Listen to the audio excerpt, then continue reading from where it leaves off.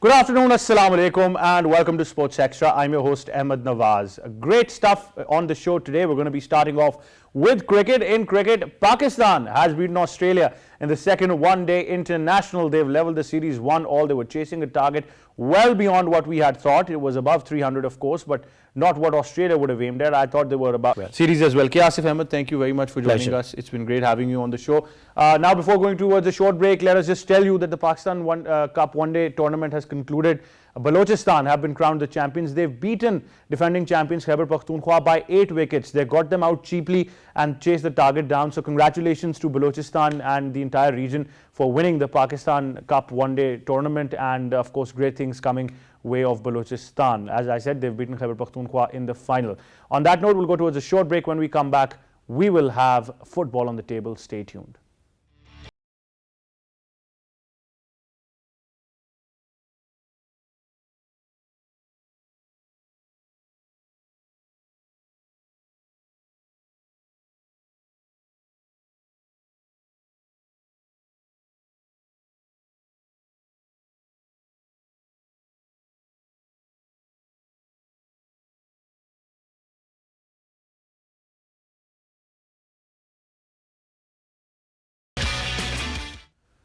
Welcome back to Sports Extra. Time now for our segment on football. We're going to be discussing the World Cup draws in Qatar. Now, there's something to look out for, and to discuss this further, we've been joined by sports expert Ali Mehdi. Assalamu alaikum, how are you? Walaikum salam, I'm very well, Ahmed. Very excited, aren't we, just to see what's going to happen, because interesting how we're seeing the combination of those spots. Look, this is like, we had the World Cup draw will be taking today play at about 9 o'clock Pakistan time, and it's a very interesting prospect of the teams we have together. Look, there are four teams, 4 pots which have already been put together. 29 teams have already been, have actually secured 32 in total need to 32 and 29 have already secured their names in that pot for Qatar 2022. And over here, if you see, there are some big teams in the pot 1. Which Let's start with pot 1. Yes, we've got Qatar, Belgium, Argentina, Spain, Brazil, France, England, and Portugal. Looks like you've got the World Cup here. Yeah, you've got the World Cup over here. And let's not forget Argentina, Lionel Messi's Argentina, and also Cristiano Ronaldo's Portugal. So they won't be facing off each other in the first group stage. And the world champions. Yeah, the first world champions too, France, and let's not forget the 2010 winner, Spain, the team which dominated 2008, 2010, 2012. So you have some big hitters who are avoiding each other, who are actually in pot 1. So, you know, for that matter, they won't be playing each other. This is done on a seedings basis, and for that reason, they won't be playing. Pot 2 is the interesting one, Ahmed, over here. If you see Germany and Holland, you know, over there, to 2014 winners, they are actually slotted into pot 2 because they haven't performed well in the past few tournaments too. After 2014, they haven't done well in any of the tournaments. We talk about 2016, the Euros, 2018, the World Cup, when they got booted out, but let's not forget North Korea. Even in pot 2, I see some big, I think Mexico is a very good side. You move on to Germany, like you mentioned. You cannot ignore Uruguay and Croatia. And Holland. Yes, Holland, the big team, the 2010 champions, 2010 this runners-up. Look, Holland is that dark horse over here. Everybody will want to avoid Germany and Holland, but you cannot forget the likes of Mexico. Croatia. And let's not forget the Danes. The Danes who made the semi-finals of the Euros. So you've got some big hitters over there, and Switzerland also, who knocked out France. So you've got some big teams over there. Croatia, the 2018 finalists too, and US, who just qualified, you know, when Christian Pulisic and, you know, his team actually qualified too. So some big teams over there. You know, people are talking about pot 1, but in pot 2 over there, you've got some big teams over there. Well, moving on to pot 3, some interesting names there. Senegal dominated the AFCONs, of course. Iran, Japan, Morocco, Serbia, Poland, Korea Republic. Quality side, Tunisia as well. Well, I think the most interesting name over here is actually Senegal. I mean, they had that heated final, you know, qualifier against Egypt. It was built up as Mane versus Salah, and Mane got the last laugh when actually Salah missed his penalty too. So, you know, Senegal have qualified, and let's not forget they're the AFCON champions too. So, you know, they are the big team which probably pot 1 and pot 2 qualifies one to miss too. Iran is another team you can never count out. Iran, if you see, Ahmed, since '98, they've qualified in each and and every World Cup. Consistency has They're been there. consistent. You Yeah. talk about 98 when they knocked out the Americans, to 2002. They've always been over there. So they are one team. And they've got their share of records, which Ronaldo has been beating. of Yes, course. Ali died, had that World Cup record, when with most number of international goals, Cristiano Ronaldo just overcame that. So they're a big team over there. Japan, another team who have done well in the past to qualify every single Serbia? time. Serbia is a big banana skin. Let's not forget, in the qualifying stage, Serbia actually qualified ahead of Portugal too, ahead of Cristiano Ronaldo's Portugal. So they qualified as group winners too. So they are also a team. And then you've got Korea Republic. Korea Republic, a fantastic team. The team which came third in the 2002 World Cup when they actually hosted it. So they are also a very big team, you could not be avoided. Tunisia making a comeback after a long time too. In 98 they qualified, I believe in 2018 they barely qualified too. And the big one over here, Robert Lewandowski, the 2020 Ballon d'Or winner, the best player for FIFA best player of 2021 player, who actually managed to single-handedly, along with a few players, managed to qualify, help Portugal over the line. He knocked out Zlatan Ibrahimovic's Sweden over here. So they're also a big team. And look, they say football is actually a game of 11 people, but if you have a world-class player, superstar, he can get you places. So Poland are a big team, everybody would want to miss. So going on to pot 4, some interesting names, some very first ones there as well. Cameroon, Ecuador, Ghana, Canada, Saudi Arabia is there. And then you've got a Euro playoff, an IC playoff 1, and an IC playoff 2 as well. I think I want to start off over here with Ghana. Ghana actually qualified in place of Nigeria. Yeah. Now Nigeria, the Eagles as they call them, they always qualify. So Ghana actually making a comeback after a long time,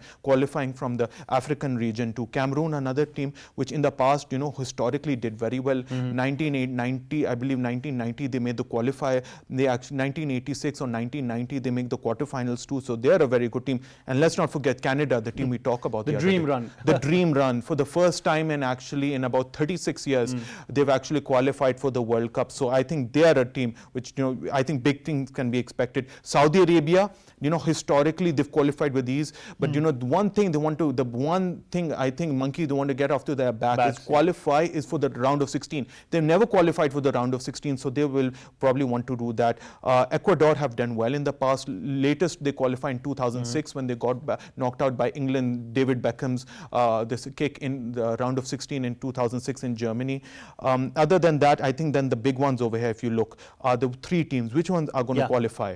I mean, you've got Costa Rica versus New Zealand. Now that's a playoff between the Asia region, Oceania region, and also from South American region. So that's a playoff which takes place on a 4-yearly basis. I think it's a tough one, but I think Costa Rica should have probably enough for New Zealand too. Then the big one is Peru, Australia, UAE. I think over here Australia should have had enough against UAE, but never count out the Peruvians, because Peruvians, on their day they can with tough skin, very tough rubber for the Australians if they get through UAE. So I think Peru should be the favorites for that, but you never know with the Australians. And then the big one, the big one, my favorite. I think they've got some political sort of tie on this one. Will it be Scotland? Will it be Ukraine? You could have a British Isles playoff between Wales versus Scotland or Wales versus Ukraine. I think over here the team which is going to be favorites is Wales. I mean, this is going to be Gareth Bale's last World Cup too. He doesn't plan to play beyond this World Cup, so he'll have that added incentive, added desire to go through this World Cup. So him versus Scotland and Ukraine, in the upcoming days should be an interesting one. But I think Wales should actually round off that. Well, that wraps it up in terms of the pots that we've discussed and the draws that are going to take place. Now, Ali Mehdi, considering, like I said, some of the teams who really want to restore lost glory, I think France is going to dominate as we know them. The way they play, the players that they've got, everything is there. Lionel Messi really wants to dominate. He wants to get back to Argentina glory. Argentina has been unbeaten, as you've said it as well. In qualifying. Then, like you mentioned, Portugal, they've got some quality players themselves. Bruno Fernandes is there. Cristiano Ronaldo is there. They want to get some redemption. There's a lot of teams who actually want to make amends for the past World Cups now, because it's an international calendar. Ahmed, I was mentioning the other day when we were actually covering Canada, when they qualified for the World Cup for the first time in 36 years.